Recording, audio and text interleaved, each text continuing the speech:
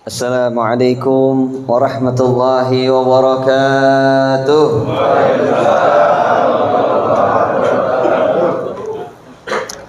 Bismillah walhamdulillah. Alhamdulillahi hamdan katsiran tayyiban mubarakan fih. Alhamdulillah ala kulli hal wa fi kulli hal. Alhamdulillah nahmaduhu wa nasta'inuhu wa nastaghfiruhu wa nastahdihi wa na'udzu bihi min syururi anfusina wa sayyiati a'malina may yahdihillahu fala mudilla lahu wa may yudlil fala hadiyalah. Asyhadu an la ilaha illallah wahdahu la syarika lah wa asyhadu anna sayyidina wa nabiyyana Muhammadan 'abduhu wa rasuluhu la nabiyya ba'dah. Allahumma salli wa sallim wa majid wa azim wa karim ala nabiyyina wa habibina wa syafi'ina wa maulana Muhammadin wa ala alihi wa sahbihi man tabi'ahu nasra ila yaumiddin wa ba'd. Qalu subhanaka la ilma lana illa ma 'allamtana innaka antal alimul hakim wa la hawla wa la quwwata illa billahil aliyyil azim. Rabbi shrah lana sudurana wa yassir lana umurana wahlul 'uqdatam min alsinatina yafqahu aqwalana. Rabbana zidna 'ilman nafi'a warzuqna fahman wasi'a walhiqna bis salihin. Allahumma ij'al akhir kalamina 'inda intihai ajalina biqauli syahadah asyhadu an la ilaha illallah wa asyhadu anna Muhammadar Rasulullah. Ya muqallibal qulub tsabbit qulubana ala dinik wa ala ta'atik, amin ya rabbal alamin. Alhamdulillah hadratil mukarramin wa muhtaramin, para guru, para alim ulama, para asatiz, para sepuh, wabil khusus orang tua kita, guru kita bersama yang tadi telah menyampaikan bacaan kitabnya mengenai babul ilm, yaitu Kiai Haji Muhammad Lutfi bin Kiai Haji Bahruddin Anwar. Insyaallah mudah-mudahan mata'an Allah itu hayati wa bi barakati ulumihi wa bikum fid dharain, amin insyaallah. Dan alhamdulillah hadir pula di tengah-tengah kita. Tadi juga kita enggak nyadari bahwa alhamdulillah hadir Bapak Wakil Wali Kota kita, Bapak Imam Budi Harto. Alhamdulillah, masyaallah beliau bisa menyempatkan hadir di tengah-tengah kita. Diam-diam nyelinap katanya sudah ada di tengah-tengah kita. Ya. Alhamdulillah, jadi mungkin insyaallah mudah-mudahan beliau nanti bisa lebih sering hadir ke kuliah subuh kita ini insyaallah. Pak Lurah juga ada, Pak Lurah ada, masya Allah, iya benar Pak Lurah. Alhamdulillah. Di sini Lurah apa nih? Depok.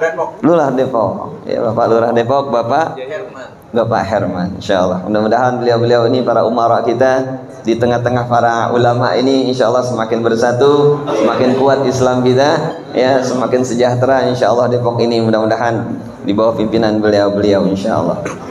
Kemudian Bapak Al-Ustadz Al-Had Insinyur Haji Muhammad Idris selaku pimpinan kuliah subuh atau jamiah subuh ini. Kemudian Bapak Kiai Haji Luqmanul Hakim, Bapak Kiai Haji Ahmad Mubarak, Bapak Kiai Haji Abdul Ghafur, Kiai Haji Jahruddin Yusuf. Kemudian lagi Kiai Haji Ghazad Daud, ya, Ustadz Fargab dan lain-lainnya insyaallah, Ustadz Zulkarnain, dan semuanya insyaallah mudah-mudahan pagi hari ini masya Allah pagi yang berkah, walaupun semalam hujan banyak. Alhamdulillah tadi jam 4 nggak hujan, jadi sampai ke belakang-belakang tuh alhamdulillah penuh, ya. Ini berkah semuanya, Allah takdirkan, Allah izinkan kita bisa kumpul subuh-subuh di sini. Masya Allah banyak manfaat yang kita dapatkan, ya. Tidak hanya ilmu, kopi juga ada, teh ada, masya Allah, makanan juga ada, semuanya dapat jasmani dan rohani, insya Allah kenyang mudah-mudahan, ya. Jamaah Allah Subhanahu wa taala, babul ilm masya Allah sangat luas. Enggak cukup waktunya kalau kita bicarakan tentang babul ilm, ya. Sementara kita sebenarnya diciptakan oleh Allah Subhanahu wa taala dari kakek moyang kita Nabi Allah Adam alaihissalam udah pinter-pinter ini, ya. Kita semuanya udah pinter-pinter. Kenapa manusia? Karena sudah Allah masukkan di sana hardware-nya berupa akal. Kita kalau nggak ada akal ya nggak jadi manusia, begitu. Kenapa? Bahkan sampai-sampai ada semua makalah mengatakan al-insanu hayawanun natiq. Manusia itu adalah hewan yang cuma bisa dia bicara, tapi bicaranya ya bicara yang benar, begitu. Harus mikir, tidak asbun. Apa asbun? Asal bunyi, asblak, wah asblak. Seblak ada tuh ya. Asalnya blak gitu ya. Asbut asalnya enggak. Tapi harus benar-benar bicaranya sesuai dengan apa yang ada di akalnya, di otaknya itu. Karena susah masukin prototipe atau masukin hardware ke dalam otak, dalam jiwanya atau ke dalam tubuh Nabi Allah Adam saja, itu akal harus melalui proses dulu. Anda teringat itu dulu kitab yang mungkin sama grup sebelah dikatakan katanya kitab yang banyak hadis palsunya gitu ya, apa itu? Durratun Nasihin katanya. Masya Allah. Padahal itu juga banyak di dalam tersebut, dalam hadis-hadis yang bisa menjadikan fadhailul a'mal kita. Tapi kita kesampingkan masalah itu. Tapi yang terpenting adalah ada sebuah hikayah yang betul-betul membuat kita menjadi terbuka bahwa manusia itu benar derajatnya tinggi di mata Allah Subhanahu wa taala. Ketika dalam surah Al-Baqarah ayat 31 Allah Subhanahu wa taala berfirman, a'udzubillahi minasyaitonir rajim. Ini ayatnya sering kita dengar nih. Wa 'allama Adamal asma'a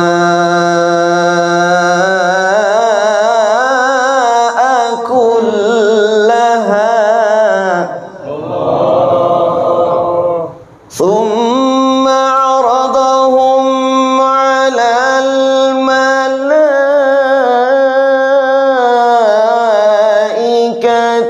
faqala anbi'uni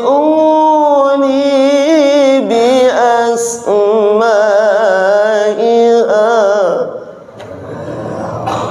faqala anbi'uni bi asma'iha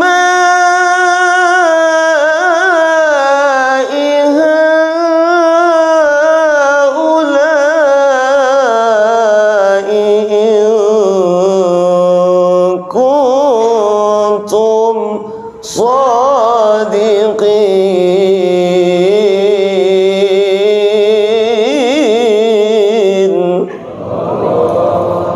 Masya Allah. Nabi Adam diajarkan Allah Subhanahu wa taala apa tadi itu? Ya. Wa 'allama Adam al-asma.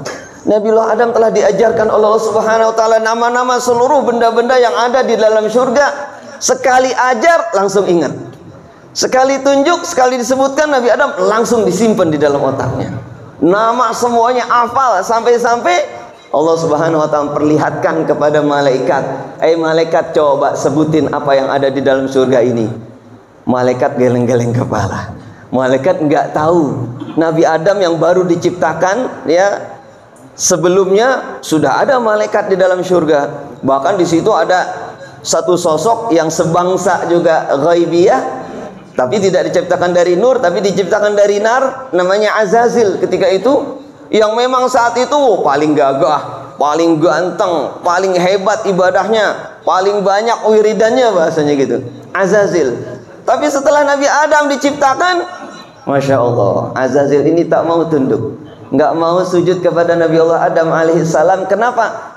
Cemburu dia. Oh, ternyata Nabi Adam lebih cerdas, Nabi Adam ini lebih hebat, Nabi Adam ternyata seperti makhluk kesayangannya Allah Subhanahu wa taala. Ketika Azazil nggak mau sujud dengan Nabi Adam untuk menghormatinya saja, maka Masya Allah akhirnya dia termasuk orang-orang yang apa tuh, termasuk makhluk yang Allah murkai, sehingga namanya tidak lagi Azazil, namanya dirubah menjadi Iblis. Ya, jadi dulu Iblis namanya. Ya, dulu namanya bagus tuh, Azazil. Jadi kalau belakang-belakangnya ciptaan Allah yang namanya il itu semuanya tuh penghulu-penghulu semua, pimpinan semua, raja semua. Ya, Jibril, kemudian apa? Mikail, Israfil, Izrail. Untung nggak ada Azazil di situ. Ya, nggak tahu pencabut apa tuh nanti kalau ada Azazil di situ. Masya Allah, tabarakallah. Nah, ketika Nabi Adam, sebelum Nabi Adam bisa menyebutkan hal tersebut, mau masuk saja akal ke dalam otaknya, Allah akan memasukkan ini dua software ke dalam jiwanya Nabi Adam. Ketika itu apa? Akal dan hawa nafsu. Pas mau dimasukin akal, ya, Allah Subhanahu wa taala ya ke dalam tubuhnya Nabi Adam, ditanya dulu, di cleansing dulu. Pakai apa namanya? Ada passwordnya, begitu, ya, atau ada kata kuncinya. Hai akal, cuma pertanyaan cuma gampang padahal. Ya akal, man ana wa man anta. Pertanyaan cuma begitu, passwordnya cuma dikit doang. Akhirnya kata akal, ana makhluk anta khaliq. Ya, dalam sebuah kalimat yang lain, ana makhluk ad-dhaif wa anta khaliqun azim. Aku ini makhluk yang kau ciptakan yang lemah, sedangkan engkau adalah sang maha pencipta yang maha agung. Kata Allah, sah, benar apa yang engkau katakan, maka untuk itu akal selamat langsung masuk. Jadi dibersihin dulu sebelum masuk ke dalam. Kayak misalkan ada komputer tadi dikatakan oleh guru kita, itu komputer sebelum mau dioperasikan, ya semuanya pakai antivirus dulu dibersihin. Supaya kenapa? Supaya nggak terganggu mungkin dalemannya. Ini juga sama, ketika akal mau dimasukin, dikasih dulu itu, ya antivirusnya. Ketika sudah dijawab dengan benar, anta khaliq wa anna makhluk, baru akal masuk, dah selamat dia. Tapi ketika nafsu pengen dimasukin ke dalam jiwanya Nabi Adam alaihissalam, masya Allah, ditanya, ya nafas, man anta wa man ana? Oh, nggak pakai mikir, namanya nafsu, ya. Kalau tadi, masya Allah, jawabnya dengan lemah lembut, dengan bijaksana. Ini orang yang nggak pakai, yang jawabnya nggak pakai akal, dia main asal nyebut saja, ya. Ini nih kerjaannya hawa nafsu. Hawa nafsu yang buat kita bodoh, hawa nafsu yang buat kita males, hawa nafsu yang buat mungkin kita nggak bisa hadir di tengah-tengah kuliah subuh ini, yang alhamdulillah tiap pekan banyak ilmu yang disampaikan oleh guru-guru kita. Sehingga setelah dijawab oleh hawa nafsu, apa jawabannya? Ana, anta. Masya Allah. Allah padahal yang nanya tuh, man ana wa man anta. Hawa nafsu bilang, ana, anta. Kalau bahasa Betawinya apa? Kalau bahasa Betawi ini bukan aneh ngomong, ya masa sama Allah ngomongnya begitu, lo gue ya Allah, ya. Tapi memang hawa nafsu begitu, ya, diatur sama orang nggak mau, lo gue bodoh amat, ya. Ini hawa nafsu, nggak boleh kita seperti itu, lo gue sampai akhirnya, ya Allah, kira-kira jawaban itu benar apa salah? Salah. Sampai hawa nafsu sampai disiksa, masuk dulu ke dalam neraka. Ya Allah, belum apa-apa udah masuk neraka duluan, gara-gara jawabannya salah 100 tahun. Sampai dimasukin lagi udah dibakar padahal, ya.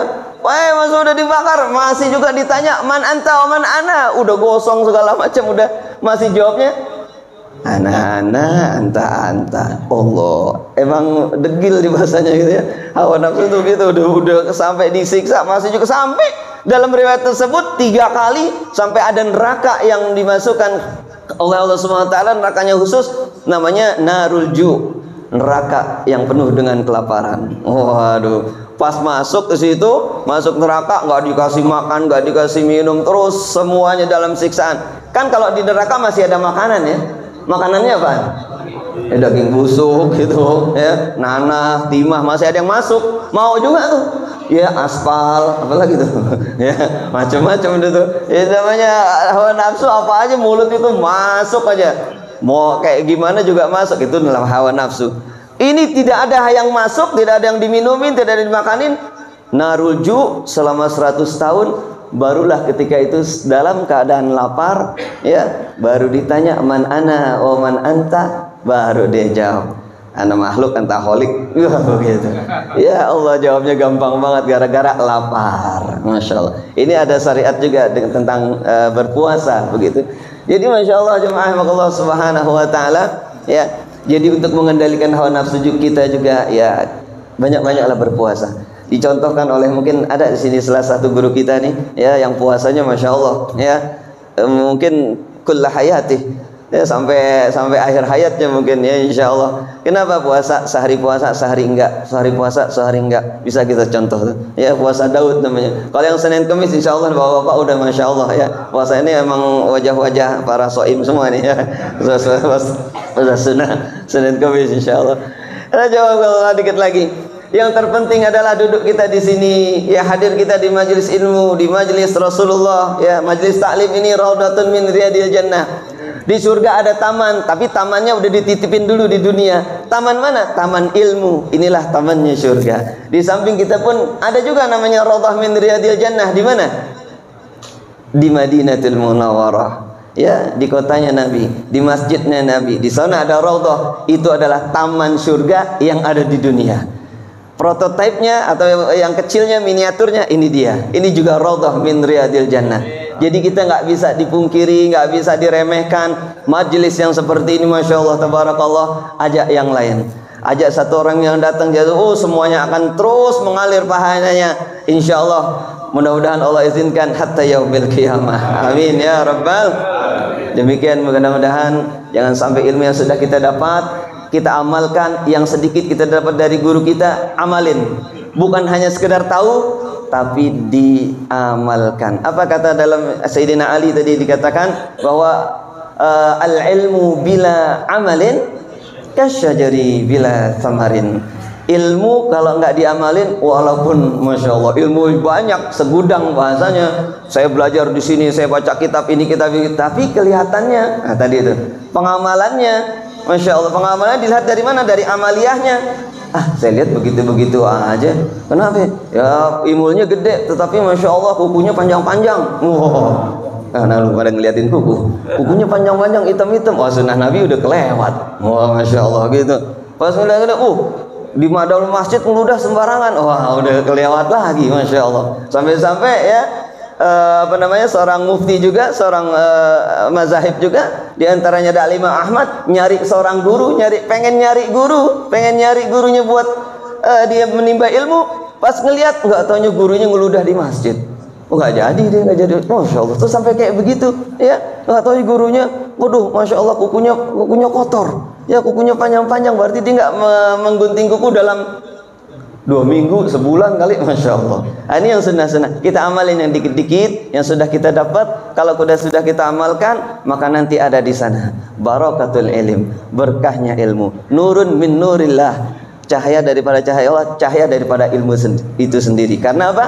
Al ilmu nurun, ilmu itu cahaya. Jadi cahaya itu nggak bakalan bisa masuk kepada orang-orang yang mungkin di dalam hatinya, jiwanya mungkin masih ada sesuatu hal yang masih menghalangi jiwanya untuk melaksanakan sunnah Nabi kita, Nabi Muhammad sallallahu alaihi wasallam. Demikian, sebenarnya sih masih 5:06 tapi udah pada gelisah ini ya.